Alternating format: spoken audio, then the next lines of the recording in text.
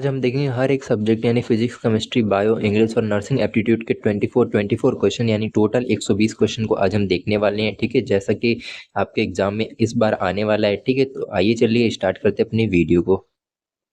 तो सबसे पहले हम स्टार्ट करेंगे अपने बायोलॉजी के क्वेश्चन से। ठीक है, तो आइए चलिए स्टार्ट करते हैं अपने बायोलॉजी के क्वेश्चन से।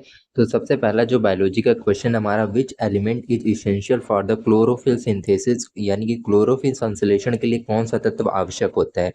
आपको ये बताना है, आयरन होता है, मैग्नीशियम होता है, कैल्शियम होता है या जिंक होता है। ठीक है, तो क्लोरोफिल जो सिंथेसिस होता है उसके लिए जो आवश्यक एलिमेंट होता है आपका वो होता है मैग्नीशियम। ठीक है, मैग्नीशियम जो होता है वो इसेंशियल होता है। ठीक है, किस लिए? क्लोरोफिल सिंथेसिस के लिए। ठीक, अब चलते हैं अपने नेक्स्ट क्वेश्चन पे। हमारा नेक्स्ट क्वेश्चन है कि the theory of natural selection was produced by, यानी कि जो प्राकृतिक चयन का सिद्धांत किसने प्रस्तावित किया था, आपको ये बताना है। लैमार्क ने, डार्विन ने, मेंडल ने या लीनियस ने। ठीक है, तो आपका जो नेचुरल सिलेक्शन था वो आपका दिया था डार्विन ने। ठीक है, यानी कि जो आपका ऑप्शन बी है वो करेक्ट आंसर है इस क्वेश्चन का। अब चलते हैं अपने नेक्स्ट क्वेश्चन पे। हमारा नेक्स्ट क्वेश्चन है कि the end product of glycolysis is, यानी कि ग्लाइकोलाइसिस का अंतिम उत्पाद क्या है। ग्लूकोज होता है, पायरुवेट होता है, एसिटाइल कोए होता है या लैक्टिक एसिड होता है। ठीक है, तो आपका जो ग्लाइकोलाइसिस साइकिल होता है उसमें लास्ट में क्या बनता है। तो आपका जो ग्लाइकोलाइसिस साइकिल होता है उसमें लास्ट में जो प्रोडक्ट बनता है वो बनता है आपका पायरुवेट। ठीक है, यानी कि जो आपका ऑप्शन बी है वो करेक्ट आंसर है इस क्वेश्चन का। अब चलते हैं अपने नेक्स्ट क्वेश्चन पे। हमारा नेक्स्ट क्वेश्चन है कि ट्रांसपीरेशन अकर थ्रो, यानी कि वाष्पोत्सर्जन किसके माध्यम से होता है, आपको ये बताना है। रूट्स के माध्यम से होता है, स्टोमेटा के माध्यम से होता है, फ्लोएम के माध्यम से होता है या जाइलम के माध्यम से होता है। तो आपको ये बताना है जो आपका ट्रांसपीरेशन यानी वाष्पोत्सर्जन होता है किसके माध्यम से होता है। तो आपका जो वाष्पोत्सर्जन होता है वो स्ट्रोमेटा, जिसे हम हिंदी में क्या बोलते हैं, रंध्र। ठीक है, रंध्र के माध्यम से आपको क्या होता है, ट्रांसपीरेशन होता है। ठीक है, अब चलते हैं अपने नेक्स्ट क्वेश्चन पे। हमारा नेक्स्ट क्वेश्चन है कि which is not a part of female reproductive system, यानी निम्न में से कौन सा महिला प्रजनन तंत्र का हिस्सा नहीं है। ओवरी, यूट्रस, वैस डिफरेंस या फैलोपियन ट्यूब। ठीक है, तो आपका जो करेक्ट आंसर है वो है आपका वैस डिफरेंस। ठीक है, वैस डिफरेंस जो होता है वो किस में होता है, मेल में होता है, नॉ कि फीमेल में। ठीक है, तो आपका जो करेक्ट आंसर है वो है आपका ऑप्शन सी। ऑप्शन सी जो है आपका करेक्ट आंसर है। अब चलते हैं अपने नेक्स्ट क्वेश्चन पे।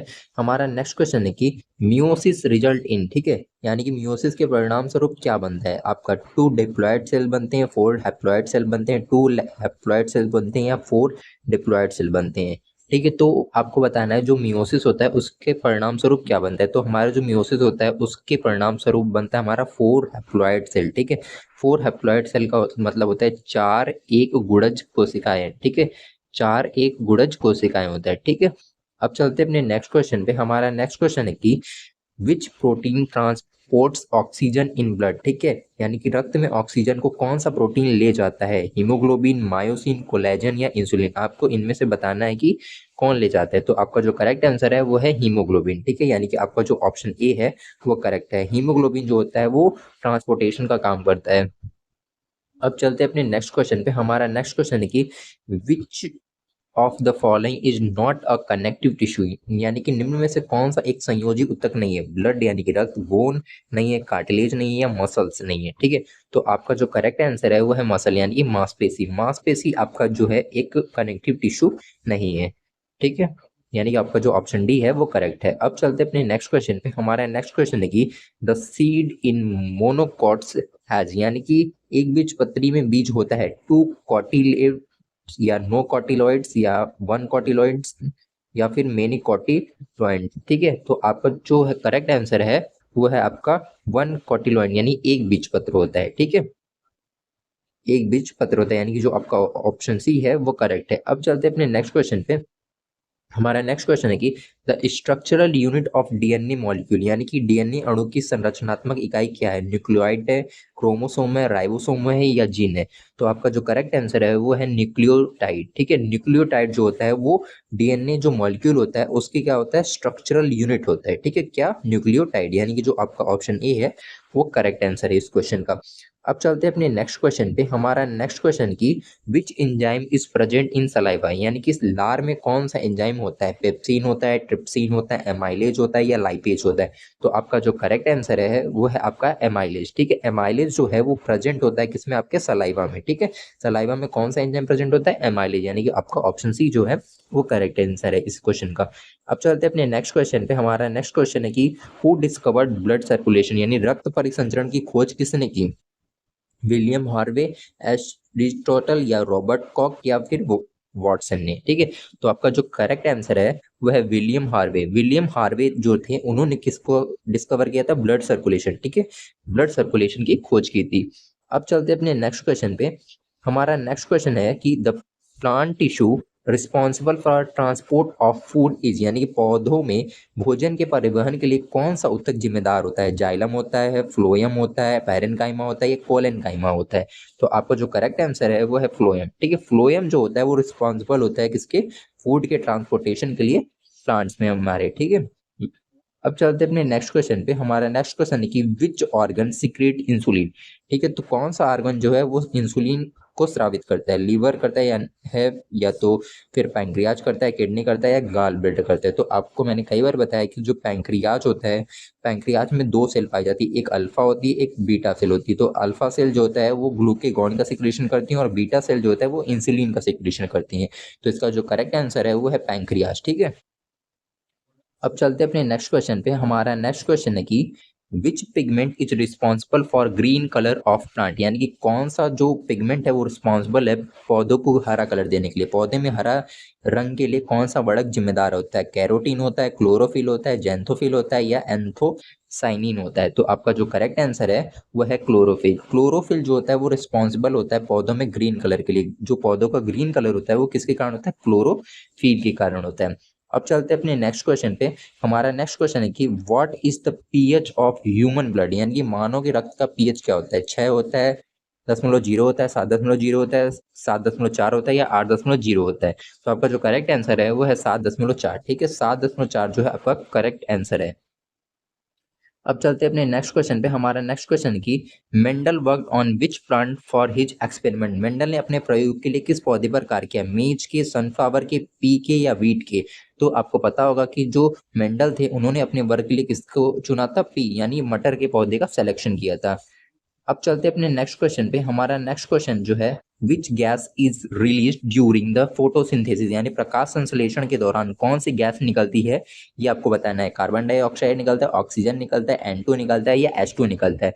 तो आपका जो गैस रिलीज होती है फोटोसिंथेसिस के थ्रू वो रिलीज होती है ऑक्सीजन। ठीक है, यानी कि जो आपका ऑप्शन डी है वो करेक्ट आंसर है इस क्वेश्चन का।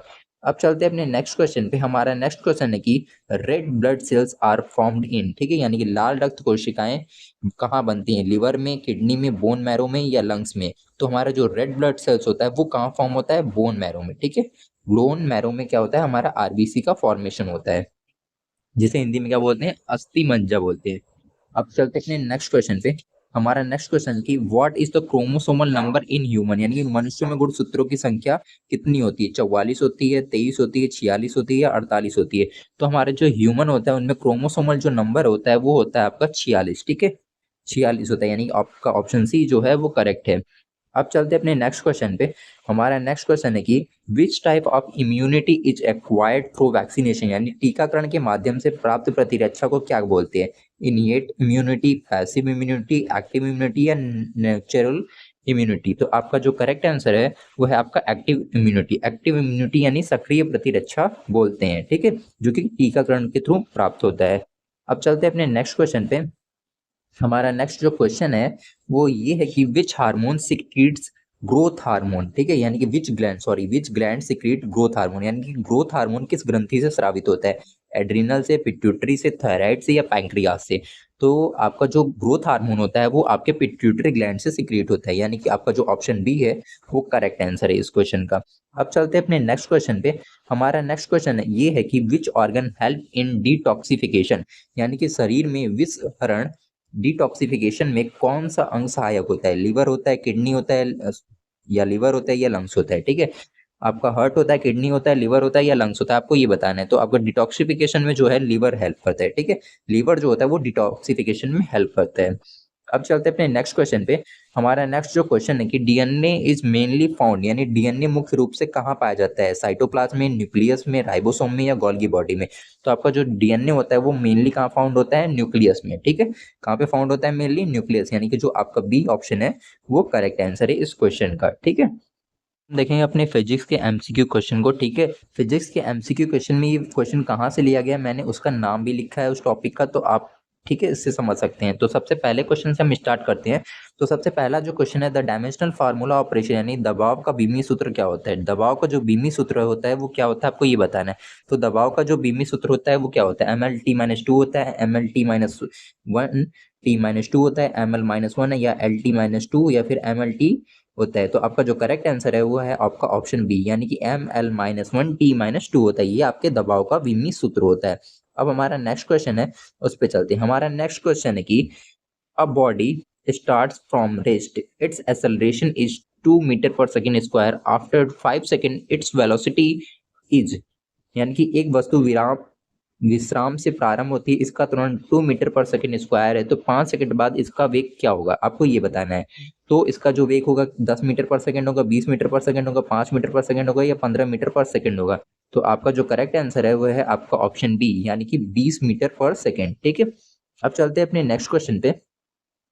हमारा नेक्स्ट क्वेश्चन है कि Newton's third law is applicable, यानी कि न्यूटन का तीसरा नियम लागू होता है only when body are in a motion, यानी केवल जब वस्तु गतिमान हो, या फिर ऑलवेज यानी हमेशा, या फिर ओनली फॉर रिजिड बॉडी यानी केवल कठोर वस्तुओं के लिए, या फॉर सिलिसिएशन बॉडी यानी खगोलीय पिंडों के लिए।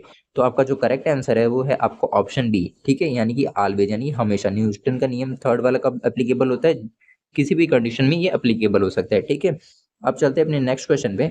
हमारा नेक्स्ट क्वेश्चन ये है कि work done is maximum when angle between force and displacement is, यानी जब बल और विस्थापन के बीच कोण होता है तब कार्य अधिकतम होता है। कितने डिग्री का कोण होता है कि जब कार्य अधिकतम होता है, 90 डिग्री या 0 डिग्री या 180 डिग्री या 60 डिग्री। तो आपका जो करेक्ट आंसर है वो है आपका 0 डिग्री। ठीक है, 0 डिग्री जब कोण होता है तो आपका जो जो कार्य होता है वो अधिकतम होता है। विस्थापन और बल के बीच जब जो कोण होता है, जो एंगल होता है वो कितना होता है, 0 डिग्री होता है, तब कार्य जो होता है वो अधिकतम होता है।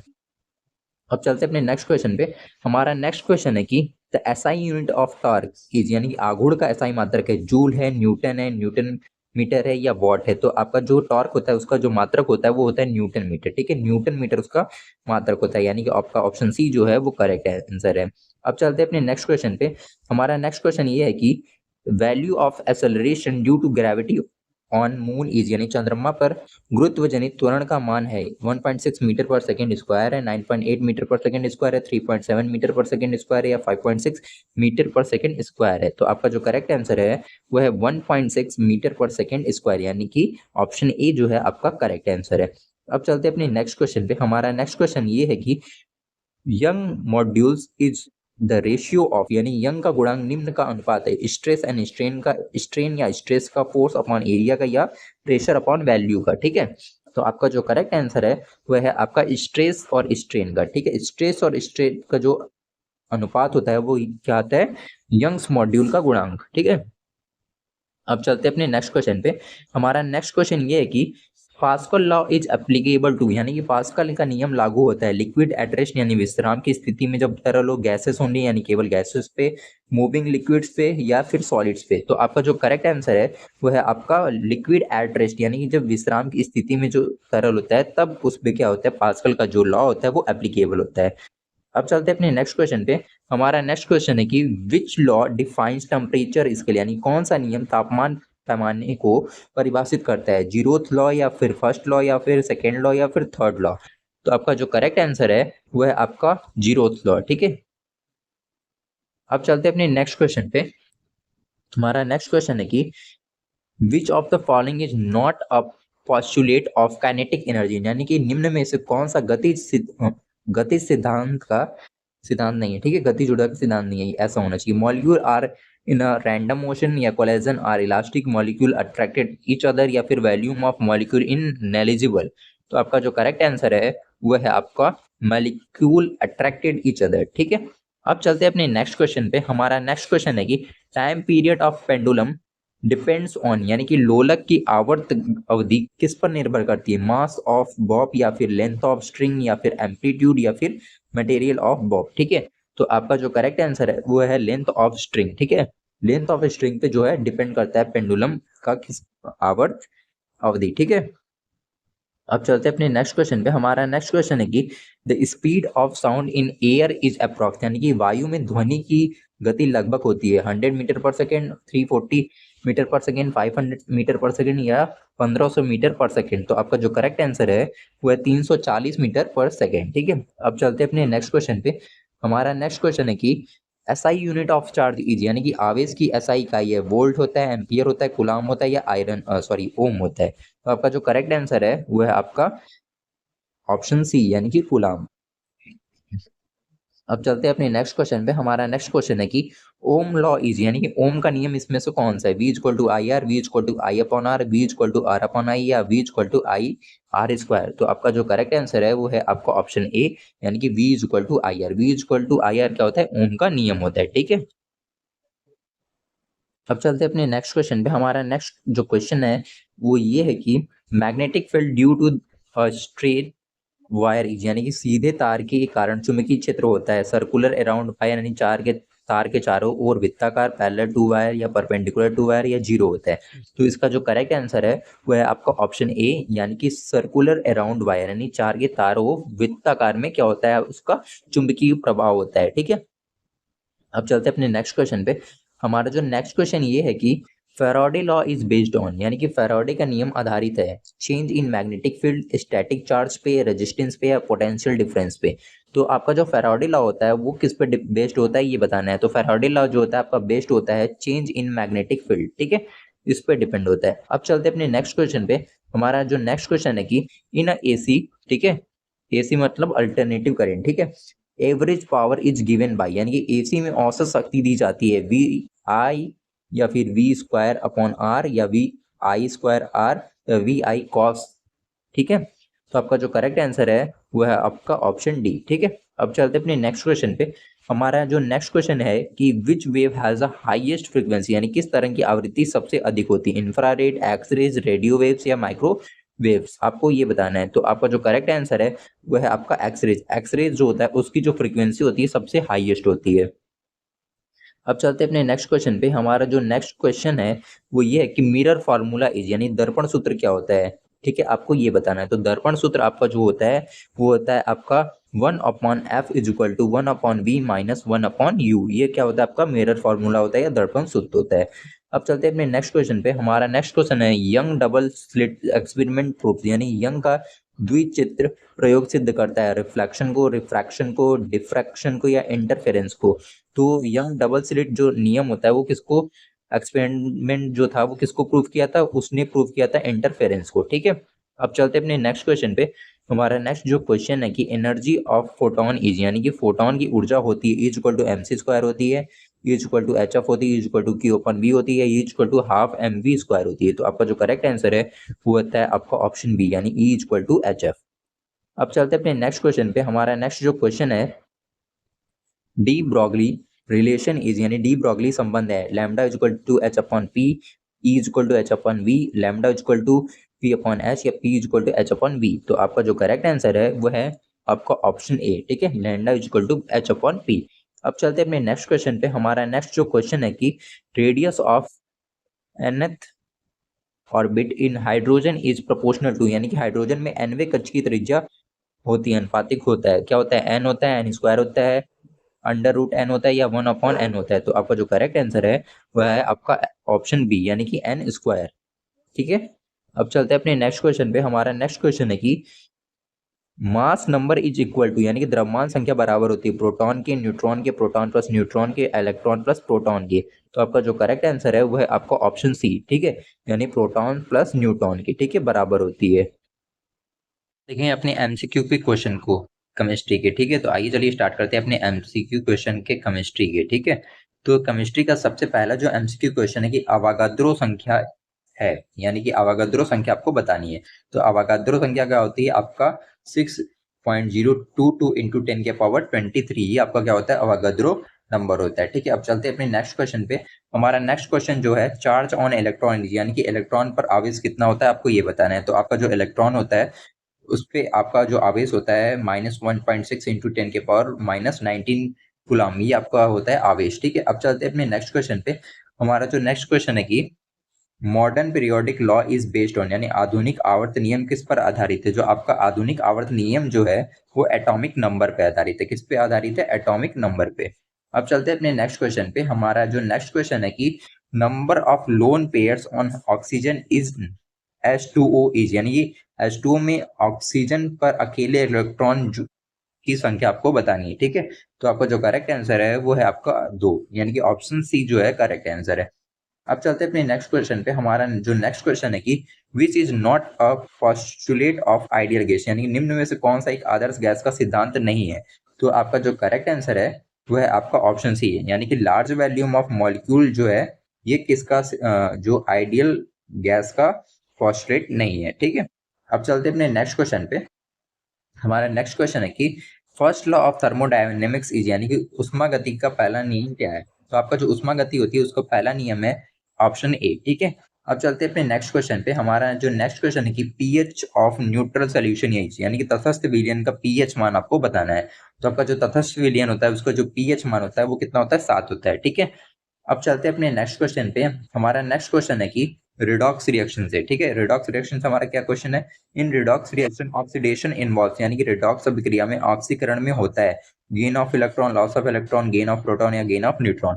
तो आपका जो करेक्ट आंसर है वो है आपका ऑप्शन बी, यानी कि जो लॉस ऑफ इलेक्ट्रॉन जो होता है वो होता है रिडॉक्स रिएक्शन में, ठीक है। रिडॉक्स अभिक्रिया में ऑक्सीकरण में होता है, ठीक है। अब चलते हैं अपने नेक्स्ट क्वेश्चन पे। हमारा जो नेक्स्ट क्वेश्चन है कि the most abundant isotopes of hydrogen is, यानी कि हाइड्रोजन का सबसे अधिक प्रचुर समस्थानिक है क्या है वो आपको बताना है। तो आपका जो सबसे प्रचुर समस्थानिक है वो है आपका प्रोटियम, ठीक है, प्रोटियम। अब चलते हैं अपने नेक्स्ट क्वेश्चन पे। हमारा नेक्स्ट जो क्वेश्चन है कि अल्कलाइल मेटल बिलोंग्स टू, यानी कि क्षारीय धातुएं होती हैं किस ग्रुप से होती हैं वो आपको ये बताना है। तो वो है आपका ग्रुप ए, ठीक है। अब चलते हैं अपने नेक्स्ट क्वेश्चन पे। हमारा नेक्स्ट क्वेश्चन है द पी ब्लॉक एलिमेंट, यानी पी ब्लॉक एलिमेंट कौन से होते हैं, ठीक है। कौन सा समूह जो होता है हाइड्रोजन समूह होता है, ठीक है। तो आपका जो करेक्ट आंसर है वो है ग्रुप 17, ठीक है। ग्रुप 17 जो होता है वो हाइड्रोजन ग्रुप होता है।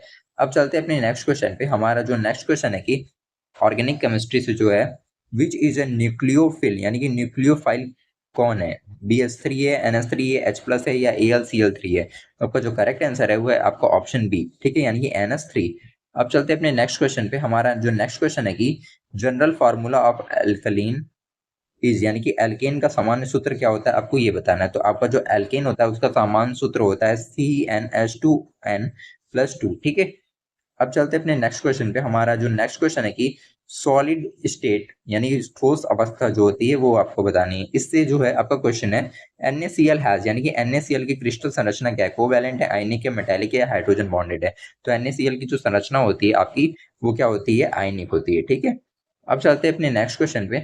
हमारा जो नेक्स्ट क्वेश्चन है कि which of the following is a colligative property, यानी कि निम्न में से कौन सा एक समवाय गुण है, यानी सरफेस टेंशन है या फिर ऑस्मोटिक प्रेशर है या फिर रिफ्रैक्टिव इंडेक्स है या डेंसिटी है। तो आपका जो करेक्ट आंसर है वो है आपका ऑप्शन बी, यानी कि ऑस्मोटिक प्रेशर। अब चलते हैं अपने नेक्स्ट क्वेश्चन पे। हमारा जो नेक्स्ट क्वेश्चन है कि यूनिट ऑफ कंडक्टिविटी इज, यानी चालकता की इकाई क्या है आपको ये बताना है। तो आपका जो चालकता होता है उसकी जो इकाई होती है वो होता है सीमेंस मीटर-1, ठीक है, ये होता है। अब चलते हैं अपने नेक्स्ट क्वेश्चन पे। हमारा जो नेक्स्ट क्वेश्चन है कि rate of reaction depend on, यानी कि अभिक्रिया की दर निर्भर करती है मॉलिक्यूलर वेट पे, कैटलिस्ट पे, प्रेशर पे या ऑल ऑफ एबव पे। तो आपका जो करेक्ट आंसर है वो है आपका ऑल ऑफ एबव, ठीक है, यानी कि मॉलिक्यूलर वेट पे भी करती है, कैटलिस्ट पे भी करती है और प्रेशर पे भी करती है, इन तीनों पे करती है। अब चलते हैं अपने नेक्स्ट क्वेश्चन पे। हमारा नेक्स्ट क्वेश्चन है कि एब्जॉर्प्शन इज, यानी कि एब्जॉर्प्शन क्या होता है आपको ये बताना है। अवशोषण होता है, बल्क फिनोमिना होता है, सरफेस फिनोमिना होता है, होमोजीनस होता है या इंटरनल फिनोमिना होता है।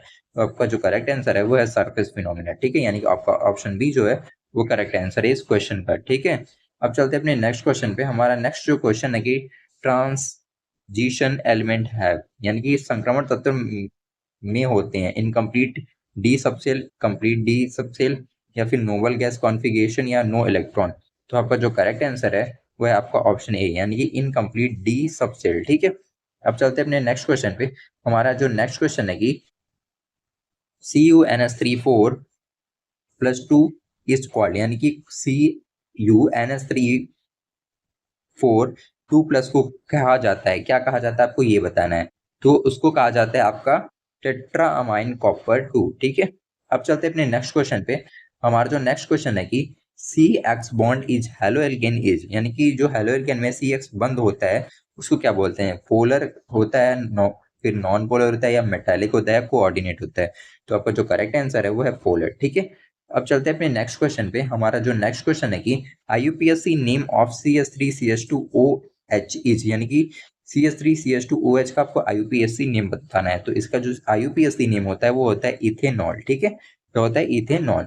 अब चलते हैं अपने नेक्स्ट क्वेश्चन पे। हमारा जो नेक्स्ट क्वेश्चन है कि एल्डिहाइड, कीटोन और कार्बोलिक एसिड से जो हमारा क्वेश्चन है, function group of aldehyde is, यानी एल्डिहाइड का जो कार्यात्मक समूह होता है वो क्या होता है?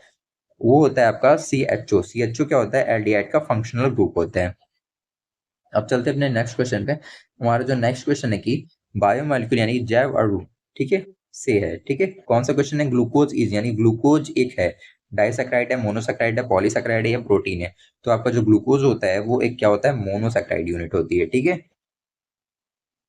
अपने इंग्लिश ग्रामर के एमसीक्यू क्वेश्चन को, और मैं पहले भी आपको बताया और अभी बता दे रहा है कि इंग्लिश ग्रामर का जो क्वेश्चन आएगा आपके एग्जाम में उसमें हिंदी नहीं लिखी रहेगी, ये हिंदी में सिर्फ आपको समझने के लिए लिखना हो। ठीक है, तो आप बिल्कुल मत समझिएगा कि आपके एग्जाम में हिंदी में इंग्लिश का पेपर लिख के आएगा, बाकी तो आएगा लेकिन इंग्लिश का पेपर हिंदी में नहीं आएगा। ठीक है, अब चलते हैं अपने क्वेश्चन से, तो स्टार्ट करते हैं। हमारा जो सबसे पहला क्वेश्चन है, which of following is a conjunction, इनमें से कौन सा जो है संयोजक है आपको बताना है, क्विकली, एंड, ब्यूटीफुल या रन।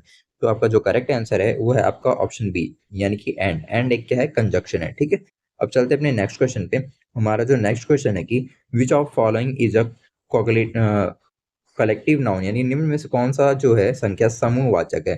टीम, डॉग, टेबल या बुक। तो समूहवाचक जो है आपका वो है टीम। ठीक है, टीम एक क्या है? कलेक्टिव नाउन है। ठीक, अब चलते हैं अपने नेक्स्ट क्वेश्चन पे। हमारा जो नेक्स्ट क्वेश्चन है कि the word C is in example of, यानी सी शब्द किसका उदाहरण है? सी शब्द किसका उदाहरण है आपको ये बताना है। तो जो सी शब्द है वो पर्सनल प्रोनाउन का एग्जाम्पल है। अब चलते हैं अपने नेक्स्ट क्वेश्चन पे। हमारा जो नेक्स्ट क्वेश्चन है वो ये है कि which of the following is a linking verb. ठीक है, निम्न में से कौन सा क्रिया को जोड़ने वाला है? ठीक है, रन है, सिंग है, इज है या जंप है। तो आपका जो करेक्ट आंसर है वो है आपका ऑप्शन सी, यानी कि इज। अब चलते हैं अपने नेक्स्ट क्वेश्चन पे। हमारा नेक्स्ट क्वेश्चन है कि एडजेक्टिव से, ठीक है, विच word is the sentence is an adjective, यानी कि आपको बताना है इनमें से कौन सा जो वर्ड है वो एडजेक्टिव है। सी हैज अ ब्यूटीफुल वॉइस, इसमें से क्या एडजेक्टिव है वो आपको बताना है। तो इसमें जो एडजेक्टिव होता है वो है ब्यूटीफुल आपका। अब चलते हैं अपने नेक्स्ट क्वेश्चन पे। हमारा नेक्स्ट क्वेश्चन है identify the adverb in the sentence, यानी कि जो सेंटेंस दिया है उसमें एडवर्ब को आपको पहचानना है। ही स्पीक्स वेरी क्लियरली, ठीक है, इसमें क्या एडवर्ब वो है आपका क्लियरली। क्लियरली क्या है? एक एडवर्ब है। ठीक है, अब चलते हैं अपने नेक्स्ट क्वेश्चन पे। हमारा जो नेक्स्ट क्वेश्चन है प्रीपोजिशन से है। ठीक है, प्रीपोजिशन से हमारा जो क्वेश्चन है कि which preposition is correct for the following sentence, यानी कि I will meet you dash the park, यानी कि इसमें कौन सा प्रीपोजिशन फिल होगा? तो आपका इसमें जो फिल होगा वो होगा ऑप्शन ए, यानी कि at. I will meet you at the park. ठीक है, अब चलते हैं अपने नेक्स्ट क्वेश्चन पे। हमारा जो नेक्स्ट क्वेश्चन है कि which word is an conjunction in the sentence, यानी कि जो सेंटेंस दिया है इनमें से कौन सा जो शब्द है वो कंजक्शन है? सी लाइक्स टी एंड कॉफी, इसमें क्या कंजक्शन है? तो इसमें आपका कंजक्शन है एंड। ठीक है, अब चलते हैं अपने नेक्स्ट क्वेश्चन पे। हमारा जो नेक्स्ट क्वेश्चन है वो ये है कि चूज द करेक्ट वर्ब। ठीक है, आपको करेक्ट वर्ब को चूज करना है जो सेंटेंस दिया हुआ है। ठीक है, the team dash playing well, इसमें यानी कि टीम अच्छी तरह से खेल रही है, इसमें क्या करना है? आपको करेक्ट वर्ब भरना है। तो इसमें करेक्ट वर्ब जो आपका फिल होगा वो आपका फिल होगा इज। ठीक है, the team is playing well. अब चलते हैं अपने नेक्स्ट क्वेश्चन पे। हमारा नेक्स्ट जो क्वेश्चन है कि which tense is used in the this sentence, यानी कि I have finished my homework में कौन सा टेंस यूज हुआ है? तो I have finished my work में जो आपका टेंस यूज हुआ है वो है प्रेजेंट परफेक्ट। ठीक है, अब चलते हैं अपने नेक्स्ट क्वेश्चन पे। हमारा जो नेक्स्ट क्वेश्चन है change to the passive voice, आपको जो वर्ड दिया हुआ है या सेंटेंस दिया हुआ है उसको पैसिव वॉइस में कन्वर्ट करना है। सी राइट्स अ लेटर, इसको किस में कन्वर्ट करना है? पैसिव वॉइस में। तो इसका जो करेक्ट आंसर है a letter is written by her. ठीक है, ये आपका जो ऑप्शन ए है वो करेक्ट आंसर है। अब चलते हैं अपने नेक्स्ट क्वेश्चन पे। हमारा जो नेक्स्ट क्वेश्चन है change to the indirect speech, यानी कि जो सेंटेंस दिया है उसको इनडायरेक्ट स्पीच में कन्वर्ट करना है। He said I am going to the market, इसको किस में करना है? आपके इनडायरेक्ट स्पीच में। तो आपका जो करेक्ट आंसर है he said that he was going to the market, ये जो है आपका करेक्ट आंसर होगा इस क्वेश्चन का। अब चलते हैं अपनी नेक्स्ट क्वेश्चन पे। हमारा नेक्स्ट जो क्वेश्चन है कि चूज द करेक्ट आर्टिकल, आपको करेक्ट आर्टिकल चूज करना। आई नीड डैश एप्पल, ठीक है। तो यहाँ पे क्या फिल होगा? यहाँ पे आपका जो है फिल होगा आपका ऑप्शन बी यानी कि एन। एप्पल से पहले क्या फिल होगा? एन, ठीक है। आई नीड एन एप्पल, ठीक है। अब चलते अपने नेक्स्ट क्वेश्चन पे। हमारा जो नेक्स्ट क्वेश्चन है countable and non countable noun से which is an uncountable noun, ठीक है। निम्न में से कौन सी जो संज्ञा है वो अगणनात्मक है? तो आपका जो राइस यानी कि जो चावल है वो अगणनात्मक है, अनकाउंटेबल है, ठीक है। अब चलते अपने नेक्स्ट क्वेश्चन पे। हमारा जो नेक्स्ट क्वेश्चन है कि which of the following is superlative form of good, यानी कि गुड का जो है आपको क्या बताना है? सुपरलेटिव फॉर्म बताना है। तो गुड का जो सुपरलेटिव फॉर्म होता है वो होता है बेस्ट, ठीक है। क्या होता है? बेस्ट होता है। अब चलते अपने नेक्स्ट क्वेश्चन पे। हमारा जो नेक्स्ट क्वेश्चन है चूज द करेक्ट पंचुएशन, ठीक है। He said I will help you, इसका में क्या आपको बताना है? करेक्ट पंचुएशन बताना है। तो आपका जो ऑप्शन बी है यानी कि ही said I will help you, ये जो है करेक्ट पंचुएशन वाला सेंटेंस है, ठीक है। अब चलते अपने नेक्स्ट क्वेश्चन पे। हमारा जो नेक्स्ट क्वेश्चन है विच sentence is in the first conditional, ठीक है। यानी कौन सा वाक्य पहले शर्तीय काल में है, ठीक है। आपको ये बताना है। तो आपका जो ऑप्शन ए है वो करेक्ट है। If you study you will pass. अब चलते अपने नेक्स्ट क्वेश्चन पे। हमारा जो नेक्स्ट क्वेश्चन है कि चूज द करेक्ट फॉर्म, आपको करेक्ट फॉर्म बताना है। I enjoy dash to listen, इसमें क्या फिल होगा आपको ये बताना है। तो आपका इसमें जो फिल होगा वो होगा ऑप्शन सी यानी कि listening. I enjoying listening to the song, ठीक है। अब चलते हैं अपने नेक्स्ट क्वेश्चन पे। हमारा जो नेक्स्ट क्वेश्चन है डिटर्मिनेंस यानी निर्धारक से है। Which is a demonstrative determiner, ठीक है। यानी कि निम्न में से कौन सा एक प्रदर्शक निर्धारक है? तो आपका जो करेक्ट आंसर है इसमें वो है दिस। दिस क्या है? एक डिमोन्स्ट्रेटिव डिटर्मिनर है, ठीक है। अब चलते हैं अपने नेक्स्ट क्वेश्चन पे। हमारा नेक्स्ट क्वेश्चन है कि which is the correct preposition for time, यानी कि करेक्ट प्रीपोजिशन आपको चूज करना है, ठीक है। तो आपका जो करेक्ट प्रीपोजिशन है वो है ऑल ऑफ द अबव, इनमें से सभी, ठीक है। अब चलते हैं अपने नेक्स्ट क्वेश्चन पे। हमारा जो नेक्स्ट क्वेश्चन है identify the object in the sentence, आपको आइडेंटिफाई करना है ऑब्जेक्ट को इस सेंटेंस में। I bought a new car, इसमें आपको क्या करना है? आइडेंटिफाई करना है सेंटेंस को, ऑब्जेक्ट को, ठीक है। तो इसमें जो कार है एक ऑब्जेक्ट है, तो आपका जो ऑप्शन डी है वो करेक्ट आंसर है इस क्वेश्चन का। अब चलते हैं अपने नेक्स्ट क्वेश्चन पे। हमारा नेक्स्ट क्वेश्चन है कि which word is used from a yes and no question, यानी यस और नो प्रश्न बनाने के लिए कौन सा शब्द प्रयोग किया जाता है? डू, व्हाट, वर या हु? तो आपका जो करेक्ट आंसर है वो है डू, ठीक है। अब चलते हैं अपने नेक्स्ट क्वेश्चन पे। हमारा जो नेक्स्ट क्वेश्चन है साइनोनिम से है, ठीक है। What is the synonyms of happy, यानी कि हैप्पी जो वर्ड है उसका साइनोनिम्स क्या होगा? सैड होगा, एंग्री होगा, जॉयफुल होगा या बोरिंग होता है? आपका जो करेक्ट आंसर है वो है आपका जॉयफुल, ठीक है। अब चलते हैं अपने नेक्स्ट क्वेश्चन पे। हमारा नेक्स्ट जो क्वेश्चन है कि what is the antonyms of hot, यानी कि एंटोनिम्स क्या होगा हॉट का, ठीक है। तो वार्म होगा, कोल्ड होगा, स्पाइसी होगा या बॉइलिंग होगा? तो जो आपको पता होगा कि हॉट का जो एंटोनिम्स होगा वो क्या होगा? का कोल्ड होगा, ठीक है। तो इसका जो करेक्ट आंसर है वो है आपका ऑप्शन बी।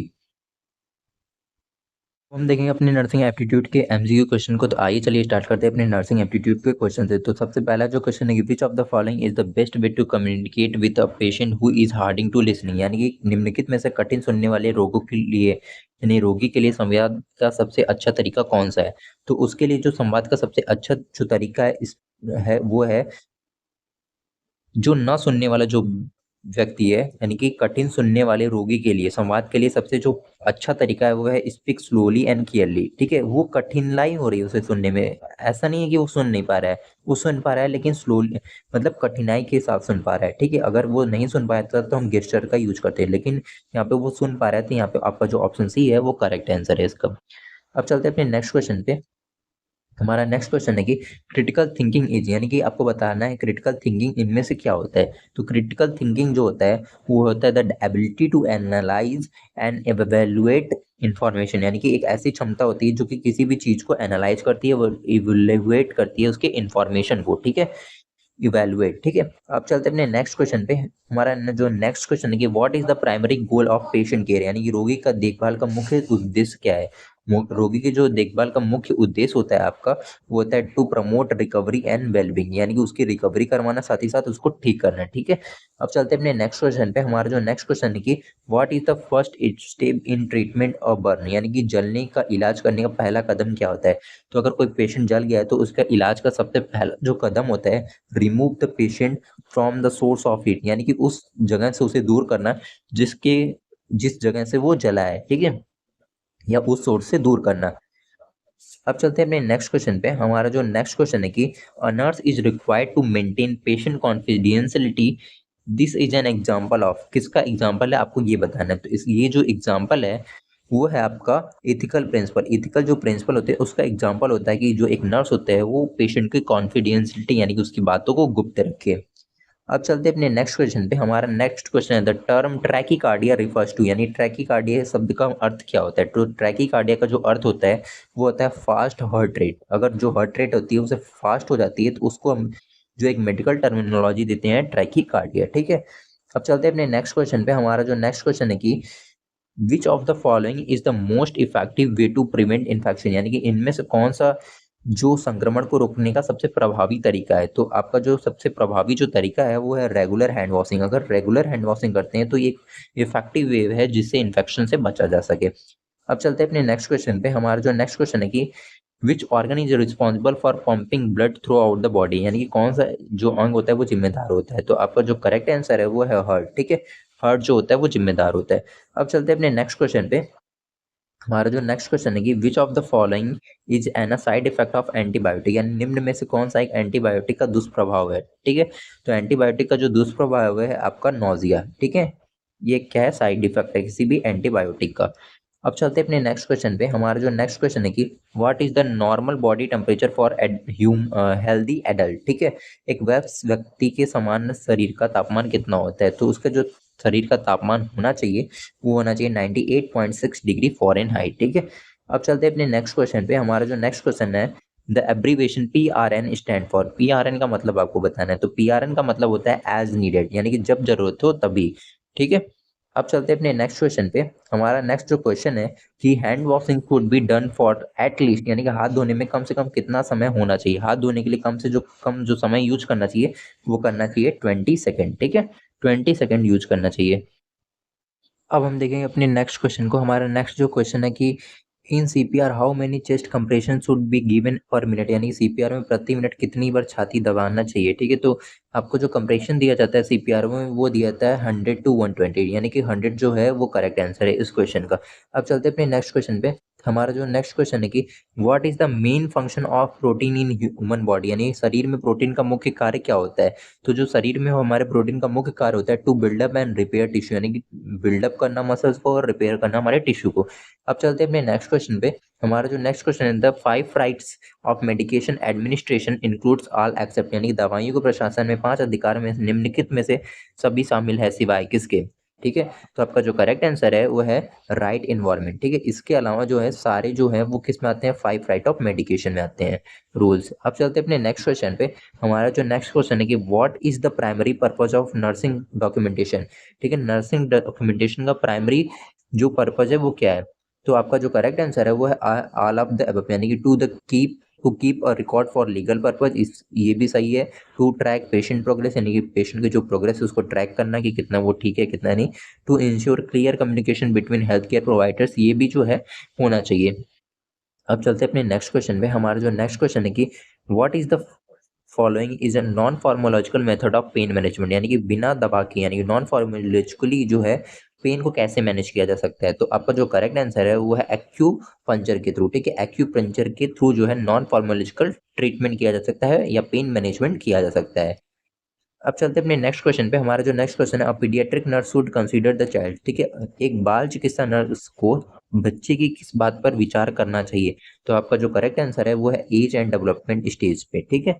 अब चलते हैं अपने नेक्स्ट क्वेश्चन पे। हमारा जो नेक्स्ट क्वेश्चन है कि which of the following is an example of important consideration in geriatric care, यानी कि वृद्ध देखभाल में निम्न में से कौन सा एक महत्वपूर्ण विचार है। तो आपका जो करेक्ट आंसर है वो है आपका ऑप्शन डी, ठीक है, ऑल ऑफ अबव। अब चलते हैं अपने नेक्स्ट क्वेश्चन पे। हमारा जो नेक्स्ट क्वेश्चन है कि what is the most common route of infection transmission in health care setting, यानी स्वास्थ्य देखभाल सेटिंग में भ्रमण संरक्षण का सबसे सामान्य मार्ग कौन सा है? तो सबसे जो सामान्य मार्ग है वो है आपका कॉन्टैक्ट के थ्रू, यानी कॉन्टैक्ट के थ्रू एक पर्सन से दूसरे पर्सन में ट्रांसमिट होना, ये सबसे जो है सामान्य है यानी कॉमन है। अब चलते हैं अपने नेक्स्ट क्वेश्चन पे। हमारा जो नेक्स्ट क्वेश्चन है, effective leadership in nursing includes, यानी कि नर्सिंग में प्रभावी नेतृत्व में शामिल है। ठीक है, तो आपका जो करेक्ट आंसर है वो है आपका ऑप्शन डी, यानी ऑल ऑफ अबव। ठीक है, अब चलते हैं अपने नेक्स्ट क्वेश्चन पे। हमारा जो नेक्स्ट क्वेश्चन है कि which of the following equipment is used for the measure blood pressure, यानी ब्लड प्रेशर को मापने के लिए किस यंत्र का उपयोग किया जाता है, यानी रक्तचाप मापने के लिए कौन सा यंत्र उपयोग किया जाता है? तो आपका जो करेक्ट आंसर है वो स्पैग्मो मैनोमीटर है। ठीक है, स्पैग्मो मैनोमीटर जो इक्विपमेंट होता है या यंत्र होता है उसका यूज किया जाता है ब्लड प्रेशर को मेजर करने के लिए। अब चलते हैं अपने नेक्स्ट क्वेश्चन पे। हमारा जो नेक्स्ट क्वेश्चन है, nurse primary responsibility is, nurse की प्राइमरी रिस्पॉन्सिबिलिटी क्या होती है? तो एक जो नर्स की प्राइमरी रिस्पॉन्सिबिलिटी होती है वो होता है प्रोटेक्ट पेशेंट राइट, यानी जो पेशेंट के राइट्स हैं उसको प्रोटेक्ट करना। अब चलते हैं अपने नेक्स्ट क्वेश्चन पे। हमारा जो नेक्स्ट क्वेश्चन है कि